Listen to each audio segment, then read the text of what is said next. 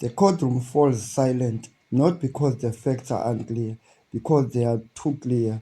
On one side, a man fires twice into the back of another human being, a fleeing victim who collapses with real, undeniable injuries.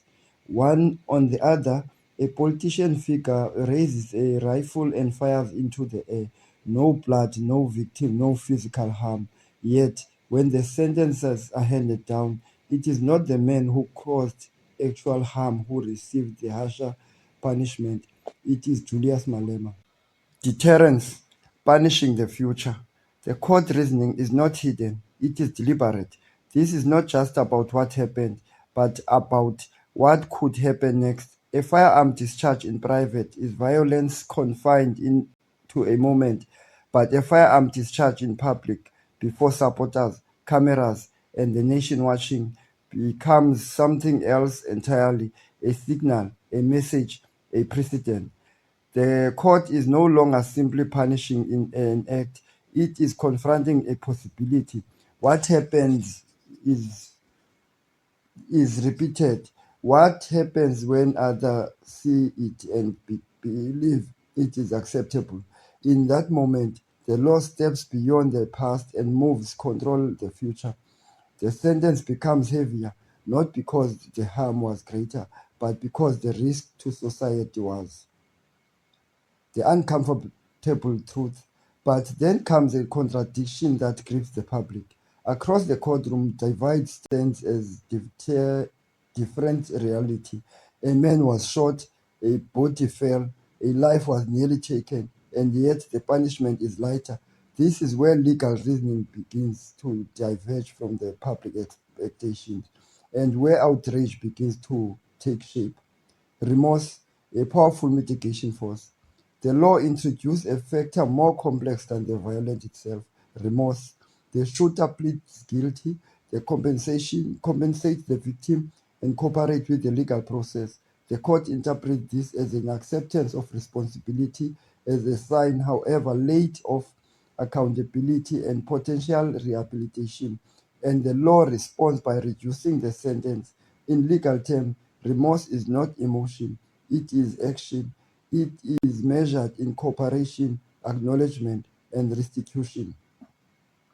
The contradiction hiding the firearm. Yet, this remorse does not exist in isolation. Before the apology, before the plea, there was a concealment. The firearm was hidden, the truth was obscured, but there was an attempt to evade accountability, and this raised difficult question: can remorse be genuine if only appears after the cover-up fails? The court does not ignore this contradiction. It recognizes it, but it does not allow it to erase the later cooperation. Balancing act of justice. This is where the law operates in the most complex form. On one side lies a aggravation, hidden evidence, obstructing justice, consequence wrongdoing. On the other lies mitigation, a genuine plea, a guilty plea, compensation, cooperation. The court does not choose one over the other, it balances them. The result is not a perfect moral outcome, but a calculated legal one, a sentence shaped by competing forces rather than a single truth. Two forms of justice collide. What emerges is a deeper tension within the justice system itself. In one case, the court sees a closed act of violence followed by remorse. In other, it sees a public act with power to spread, carried out without apology or concession.